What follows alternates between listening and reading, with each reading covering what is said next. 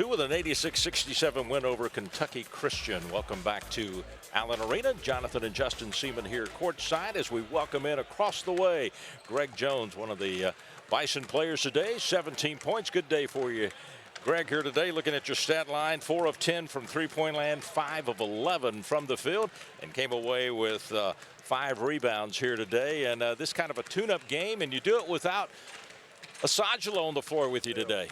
Yeah, no, it was always good to get a win. We got a lot of stuff to work on, and we missed Hassan, obviously, and hopefully we get him back soon, but we got a lot of stuff to work on defensively.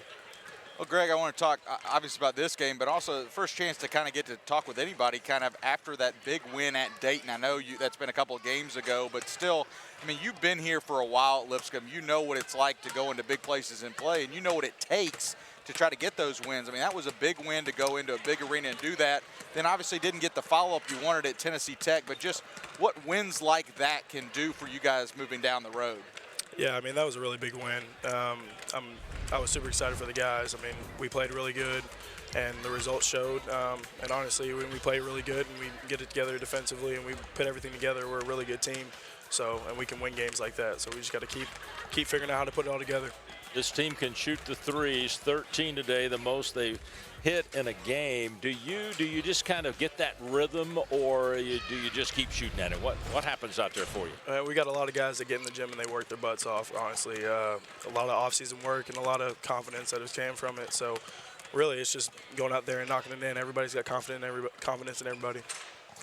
Well, from here you got to look down the boulevard. We can talk about that now. You got Belmont, the Battle of the Boulevard. When you look back at your career, what do you think about that game? High energy, a lot of fun, competitive. I mean, I'm excited. Yeah, so it'll be a lot of fun come Thursday night. Yes, sir. Well, great win here today. When you look at how things are going, you're getting ready now for a bunch of Sunday games and some pretty good midweek games, including Miami and Florida State in there. So is this type of schedule preparing you for what's going to happen when we get into some conference play after the first of the year? Yeah, it definitely will. I mean, it's going to test us. We got a hard next 5 games, and we can't take any of them for granted. So we're going to use them to learn from, and hopefully we come out with a win. Well, congratulations on today's game and the victory, and for your 17 points. I appreciate it. Thank you. Greg Jones joining us, native out of Frisco, Texas. 17 points for him today, including 4 of 10 from three-point land. Now we take a look at the Tarkin and Harwell listing of the game. You can see the field goal shooting there. Bison shooting nearly 46%. Out-rebounded the Knights 46-32. Got them by assists by 3. Three-point shooting, Lipscomb shoots 13 of 35. Most they've taken this season and the most they've hit in a game. Points in the paint, though, they gave it up there. Outscored by 10 in the paint by the Knights. And joining us now across the way, head coach for the Bisons, Lennie Acuff. Coach, your feelings on today's game? Well, you know, it was a tough game to play.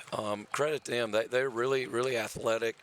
They made some tough shots. And, you know, we got off to a really good start, which we made a big deal about that. And I was proud of our guys for that. But I felt like from that point forward, we just would never hit them with a knockout punch. You know, we go up 20, they cut it back to 12. We go up 19, they cut it back to 10. And that's a credit to them. They never quit.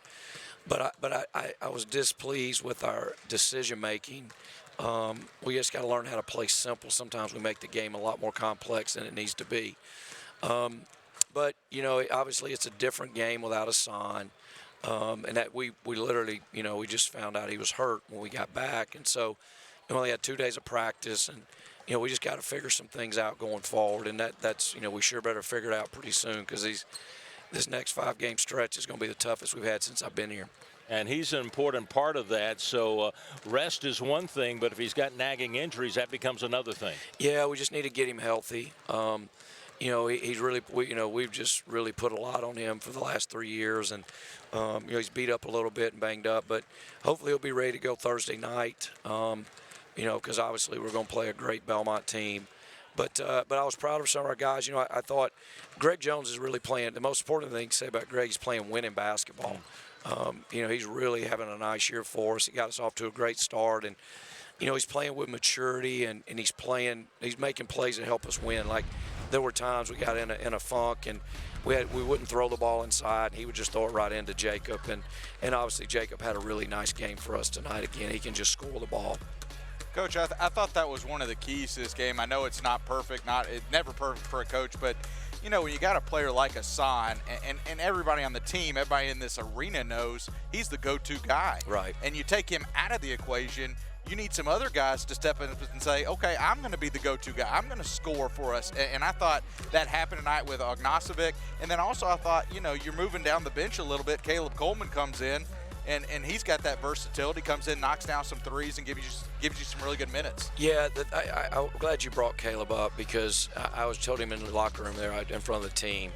I was really proud of him. You know, he has not played all year. He got sick, so he's out our first 4 games, and he didn't get any opportunities the last 2.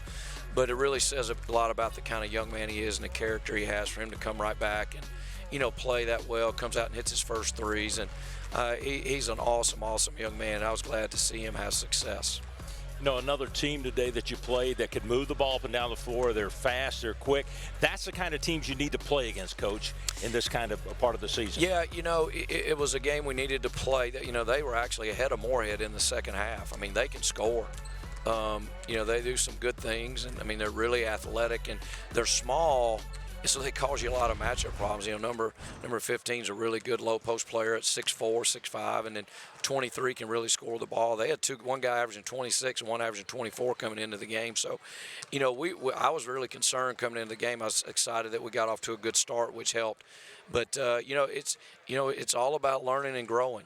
And that's what we've got to keep doing, and we need to challenge ourselves every single day to keep learning and growing, and we want to be the best we can be come January and February. But, you know, huge week for us at Belmont Thursday, and next Sunday, Chattanooga in here. So 2 of the best mid-majors in the country.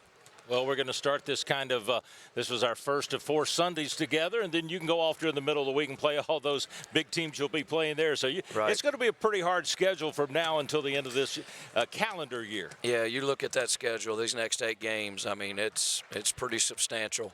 And but we, you know, that's why you come here. You want to play good people. You want to play in good environments, and you know, we'll be ready. We'll keep working and we'll keep improving. And you know, we got to figure a couple things out. But that's what this part of the year's about. I'd much rather be 5-2 figuring it out than 2-5.